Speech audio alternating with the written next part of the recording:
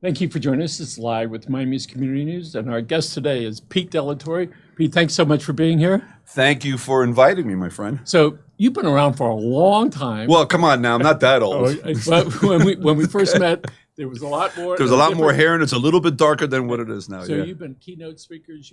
You've had multiple podcasts. You've been on radio. You sort of helped reinvent the business interviews on radio, and I had the pleasure of being on one of your shows a few years back. So, and you've been involved in many business organizations, some that were in Doral and some throughout the county, volunteers for a lot of organizations, and so you wrote a book recently. Yes, I wrote a book. And here's the book, folks, right here. Tell us about that. There's a book. Well, do we have like 3 hours? No, I know we don't. But first of all, thank you very much to you, and congratulations on what you've done here. I mean, you guys literally the last handful of years have reinvented yourself. I remember when I used to have an office here for about a year and seeing, you've looked around and you have really utilized, you've been very resourceful here. So we have a great team here. Thank you. So kudos to you guys here. But the book, let me start by saying that for the last 15 years, I've been wanting to write a book. I got into the habit of coming up with ideas and I was a great starter. I would start and maybe put together a table of content, but I never took it any further. Well, you know that in life, sometimes you need a kick in the butt to get you going, to finally put you over the top, something that'll motivate you or inspire you. 2 years ago, as you well know, I was diagnosed with prostate cancer.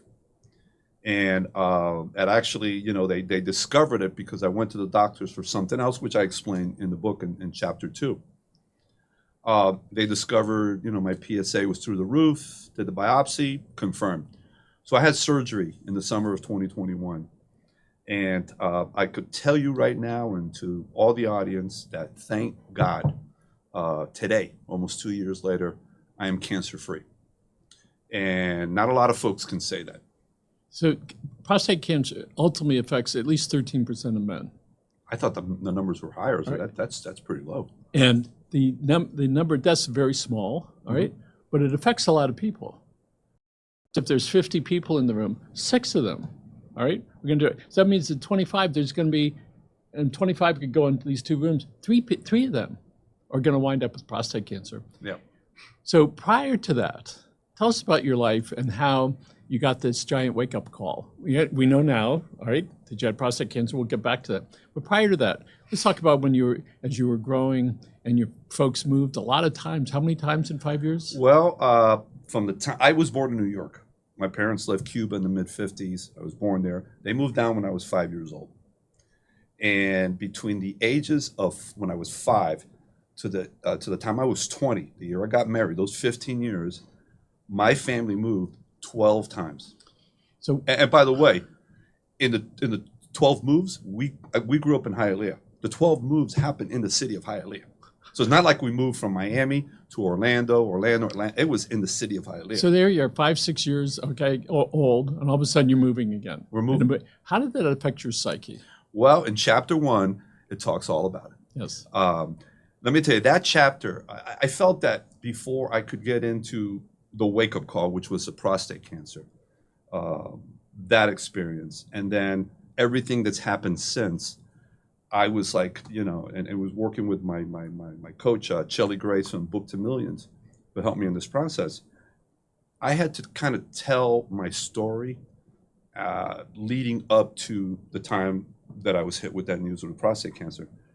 Chapter 1 was really tough to write. Because when you're going to talk about yourself and your story, and from childhood to your teens, and then moving on from there, where do you start? What do you write about? You're not going to make it a tell-all story. So you got to be very, very. I think for me it was very difficult, and I had to rewrite it. So, and that was telling yourself the truth about what happened. Is that where is the motivation for this particular name of this book? Where did that start? Great question.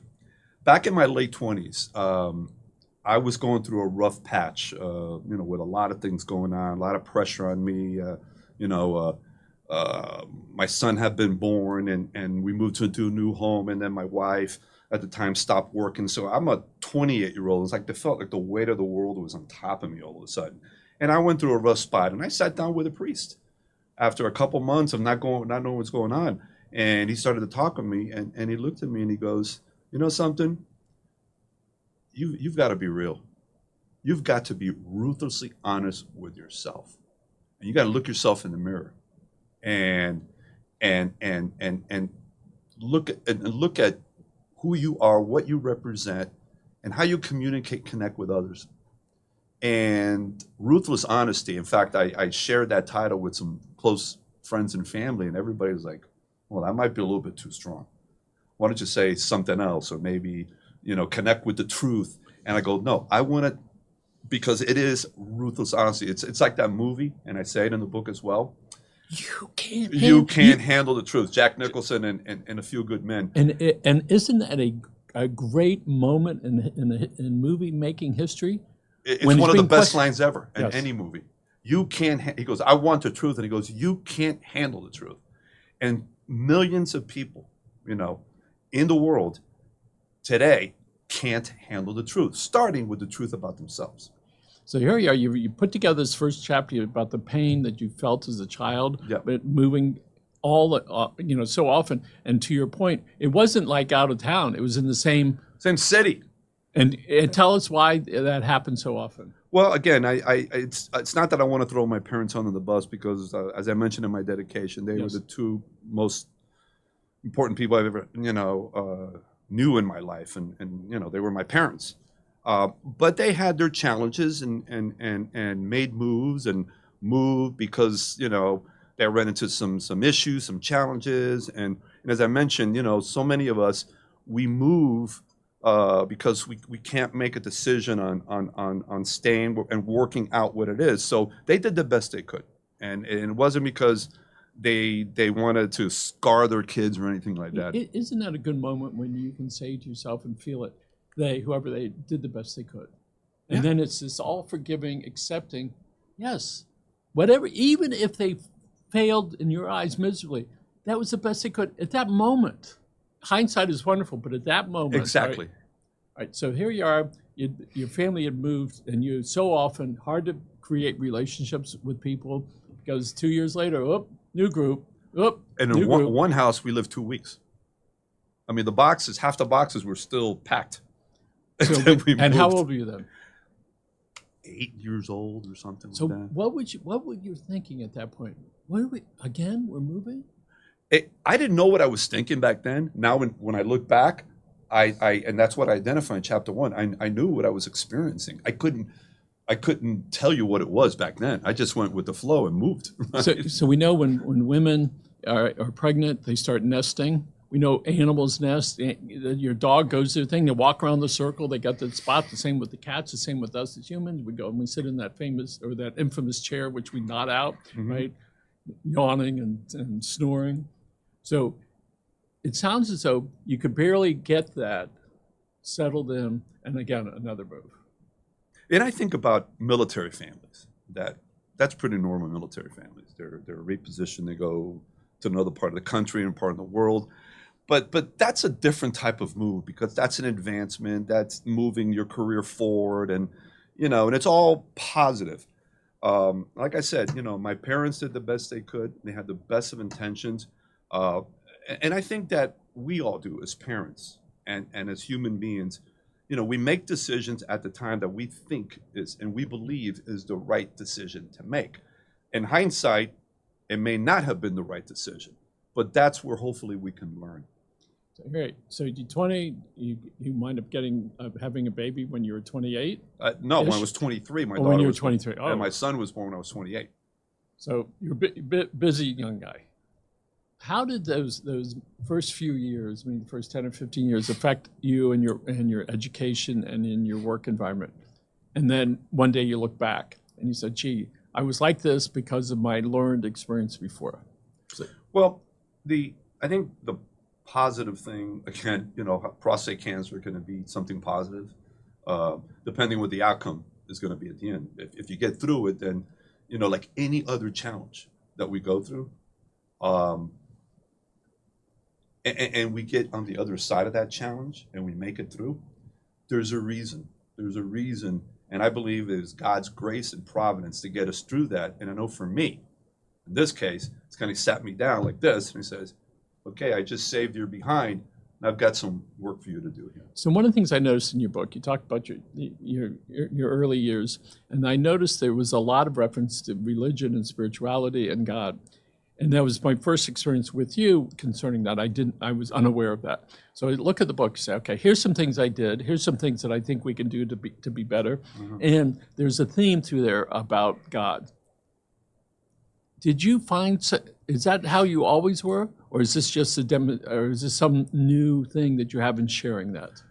I've always believed in God. My family, I was brought up Catholic and, I'm a Christian and I thoroughly believe in God. And I've always, when I look back, and again, I say this in the book, when I look back at all the countless times that I've been in jams and challenges and somehow I got through that, I've always had that belief. But what's happened here is this was the greatest challenge of my life with the prostate cancer. It always happened to somebody else. You always heard their story. You say, geez, I wonder if that's going to happen to me. So when you're hit with something like that, okay, you're forced to look at every aspect in your life, especially your relationship with God. And I was probably at this level. It just took it to a whole different level. So what was it like? You suspected that you had some prostate issues. Well, I didn't, because that's the thing about prostate cancer is that, and a doctor told me that you don't have really any symptoms. The guys go to the bathroom 100 times and there's something that you got to look at there. But besides that, there wasn't any pain related to that. And like I said in the book in chapter 2, I had something else called polymyalgia rheumatica, which my legs started to hurt me and my arms. Not connected to the arthritis. No connection. Not connected to the cancer. Completely two different And that's things. what wound up. That's why I got to, because I was the type that, I'm going to go to the doctor and they'll probably find something wrong with me. So let me avoid that.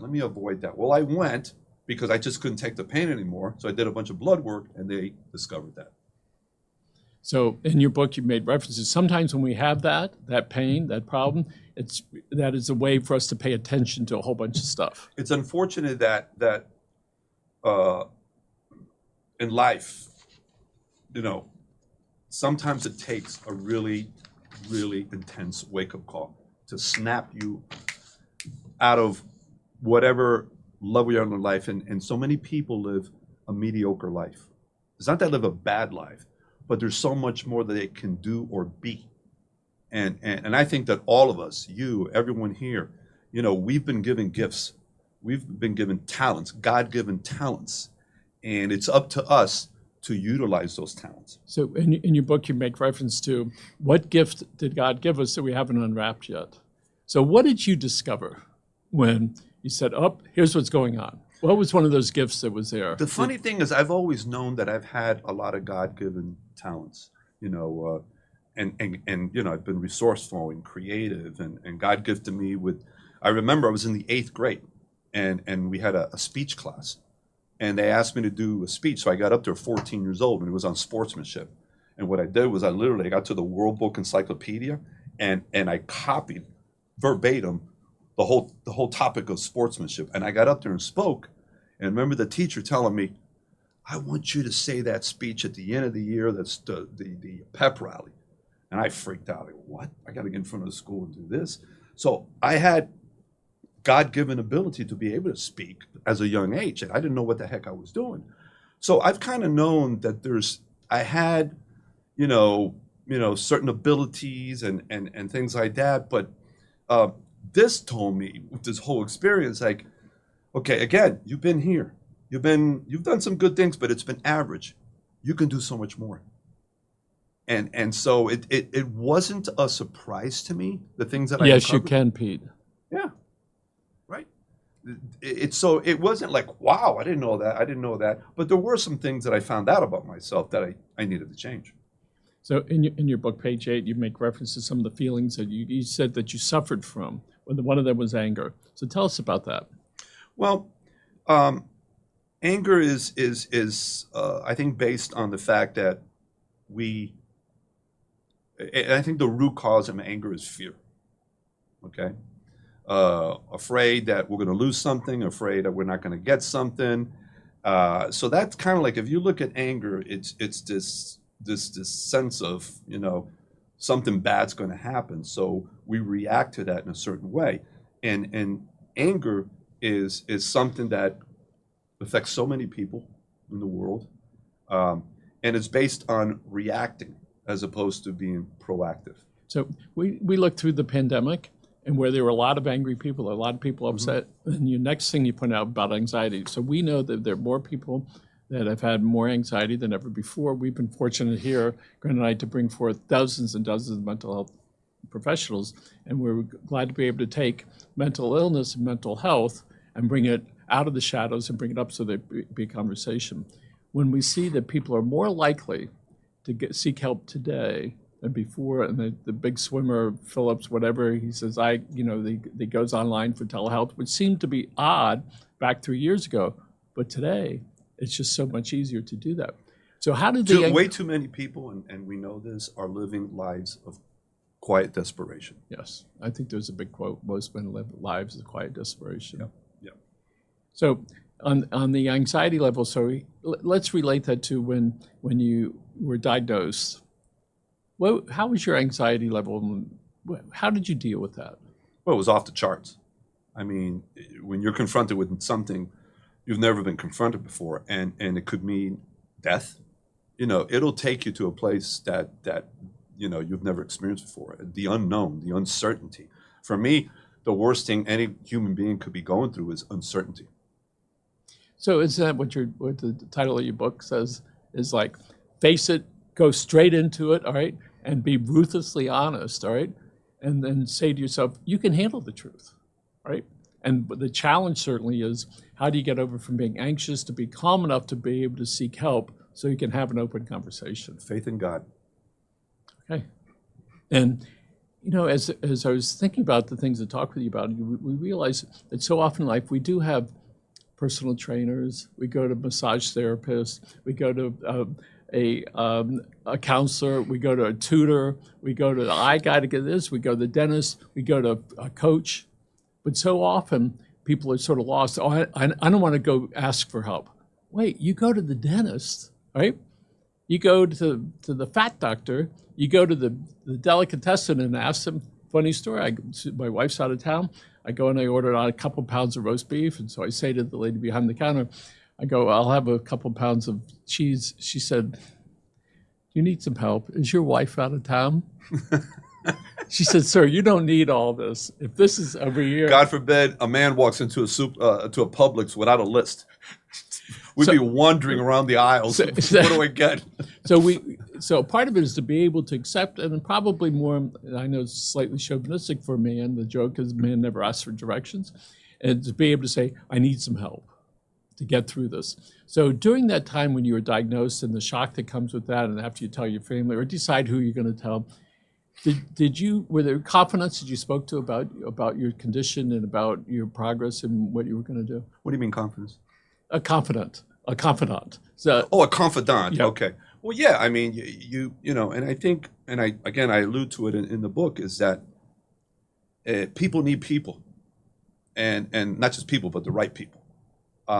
So I've for years and years, especially in my late 20s, when I went to see the priest and I talked to him and everything, from then on, I've always believed that, man, if I'm going through stuff that I don't understand and it's really intense, I got to seek help, but not just anybody.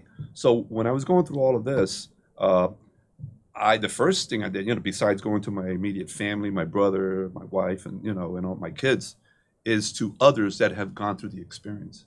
My oldest brother had prostate cancer. Dr. Phil, you call him? Well, Dr. Phil, Dr. Phil wasn't the one with cancer. It was my other brother, okay. Richie, who I talk about. He visited me in the hospital by surprise. He lives in Las Vegas, and he wasn't traveling through COVID. All of a sudden, I see him there. What are you doing here? But and what he went through.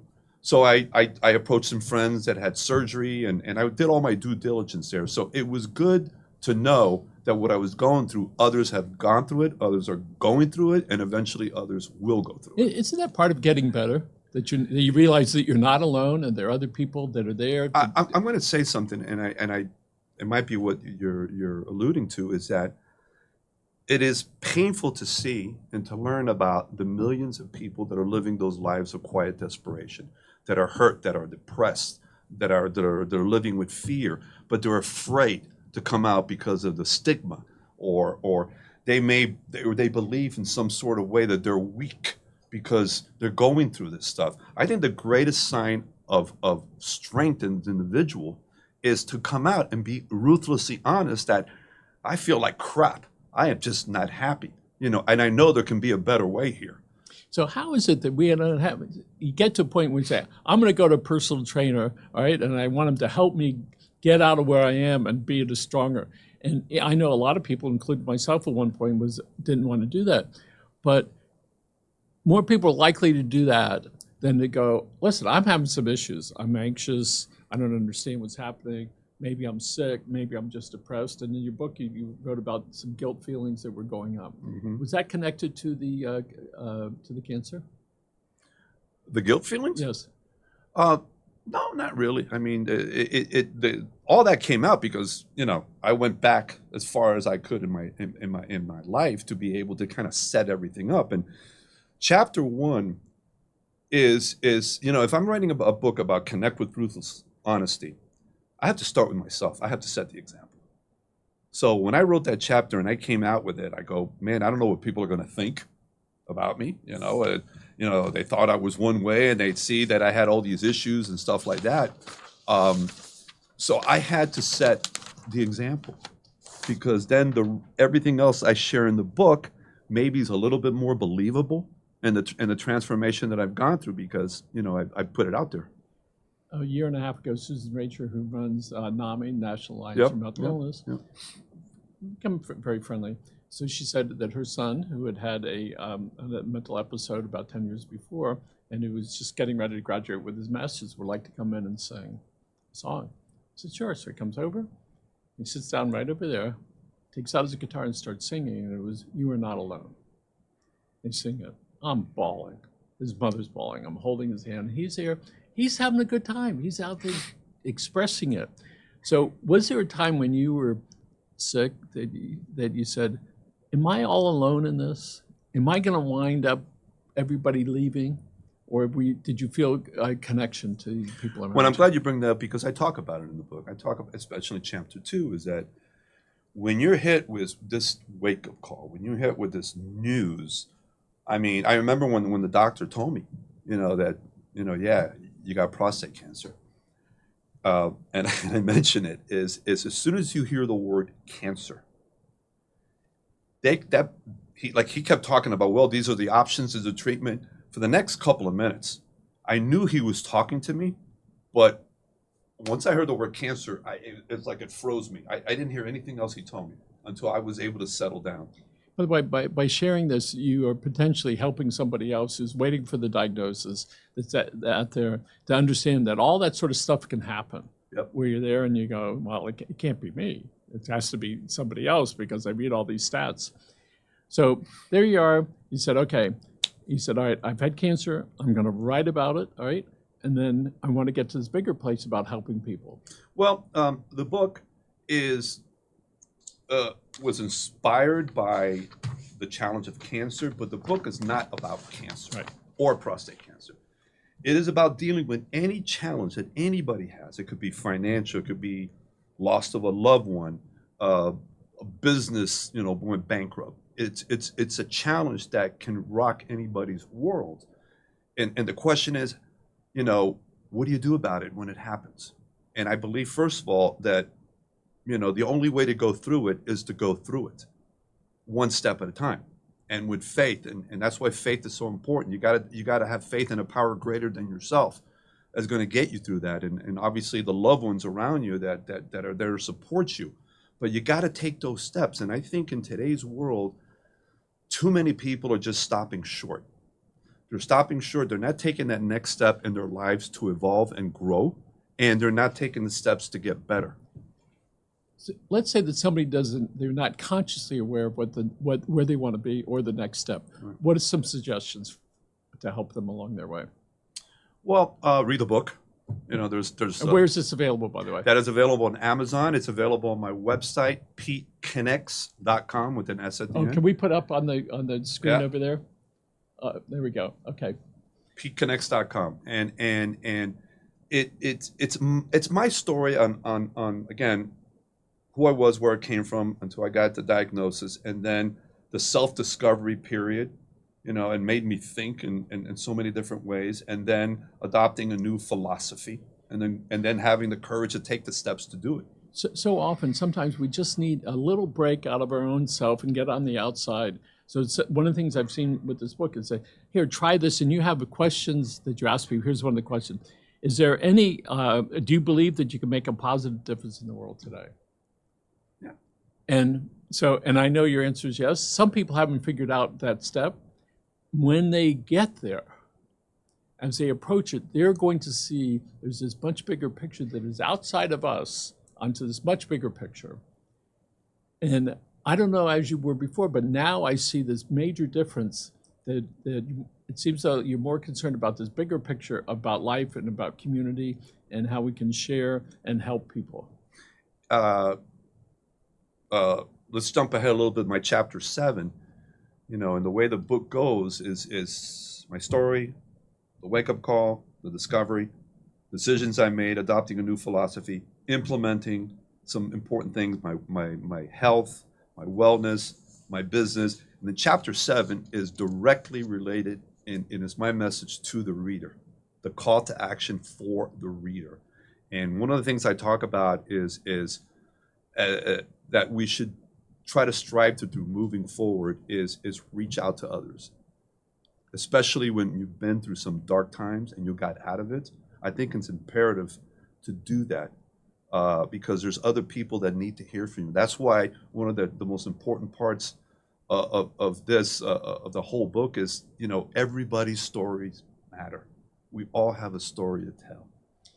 When People are struggling about what they want, one of the ways they can get out of it is that they just start writing down, not worrying about how to get it done, not looking into their tool chest, because maybe the tools that are in there are not the place they're going to go. If they want to be some of the tools have rusted, so you got to replace it. Like if you want to race a car, you can't do a Volkswagen. You got to do another thing. That's right. So don't worry about the tools. Just say what you want, and then it's not a miracle, but pretty close to it. You will find a way to get that done. And maybe it's not you. Maybe you're going to enlist somebody else to be able to move that forward. Yeah. So here we are in the middle of, exactly in the middle of 2023. Where does Pete De La Torre want to be in the middle of 2024? A year from now. One of the exercises that I have in the book, it's in chapter 4, is the vision for the future. And I also state the fact that every one of us is a visionary. You talk about, you know, that individual was a visionary and that leader was a visionary. I think every one of us is a visionary. Why? Because we're always looking to the future. We're always dreaming about what we can do, where we can be.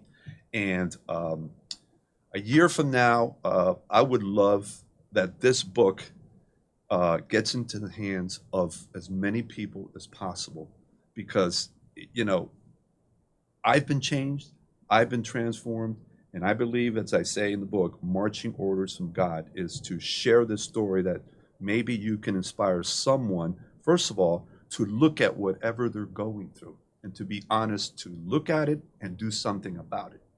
And then look around and say, okay, what do I aspire to do? Where do I want to go? So my hope is that this book can get into hands of several thousand, even millions of people anywhere in the world, okay, that's desiring freedom in their life. And freedom isn't just, you know, freedom of oppression, freedom to be the best version of yourself. And part of that is obviously freedom to allow ourselves to feel better about it. And so for sure, people have to take action, because you can keep spinning that stuff around in your head all you want, but to take some action. So the first thing is they can find your book on your website. Can we put the website address on the bottom, Alex? It's PeteConnects.com. PeteConnects.com. PeteConnects.com. Yeah. And then you go to can buy Amazon. the book right through there. You can click.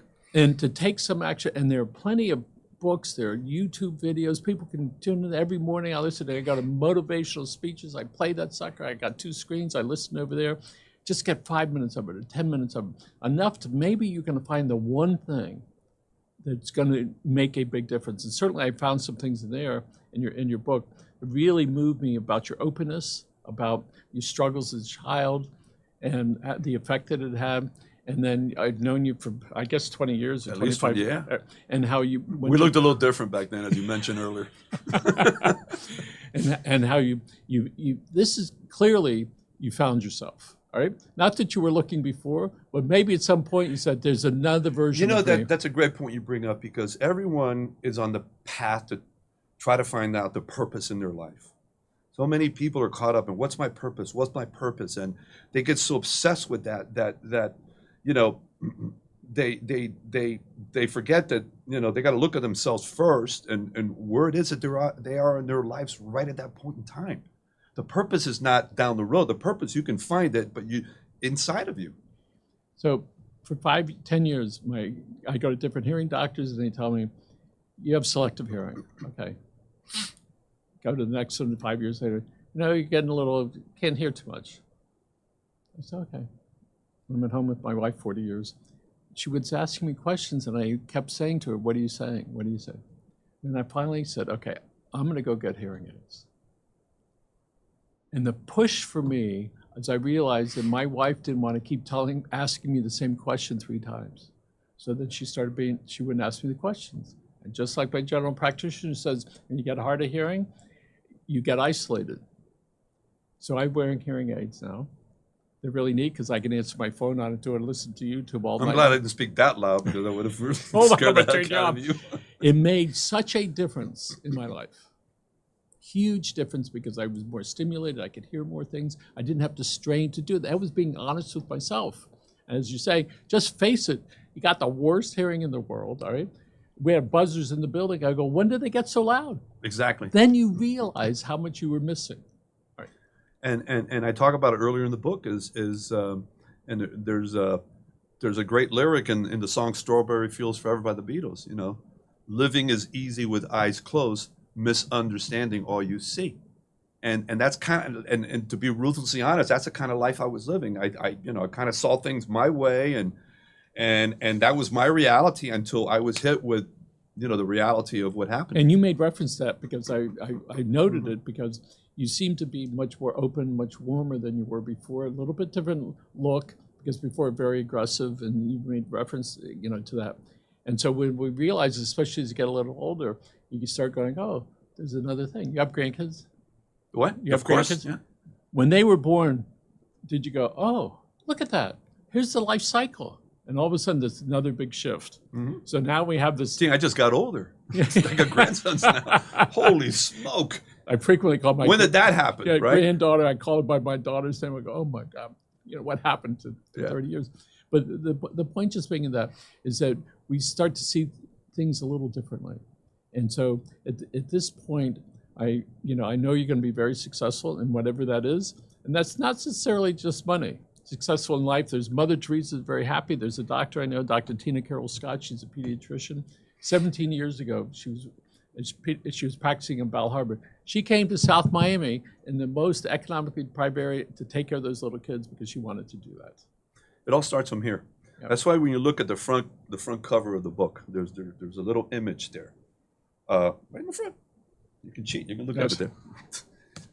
Look at that image there, and I saw, like, I don't know how many book covers and examples. What do I want to do there? I want to put some sort of an image that talks right to even the title of the book. So I found that and created something that the ruthless honesty comes from the heart. And I believe that if we can adopt that mindset and be as honest and authentic as we can possibly be, starting with ourselves, we then have the capacity to do that with others, whether it's family, community, or the business world. We're going to wrap up. This is near the end of the book on page 109. Would you please read to us from here, this part here, up to that right there? Okay, from where to where? Where it starts here, seek, and then these other ones up there. Okay, this is page 108 under Stay the Course, which is the life that we're living on, right? We're moving forward. I urge you, with this in mind, knowing that you are responsible, we are all responsible for our lives, I urge you to implement the following course of action. Number 1, ASAP. Always stop and pray. Connect with God constantly. Secondly, make the wellness trifecta a priority. Say I love you to your family members at least once a day. Take one bold step each day. Dream the big dreams. Live your life with ruthless honesty. Be grateful for every day. Look for the good and seek to understand and help others. Pete De La Torre, Thank you, my thank you friend. so much for being Thank you, here. buddy. Appreciate Folks, it. Thanks for joining us. And remember, you can get Pete's book. Get your copy and leave a review on Amazon. It Right. helps get this out to as many people as possible. Folks, thank you for joining us. Have a good day. And, Thank you. And Alex, thank you for producing the show. Thank you.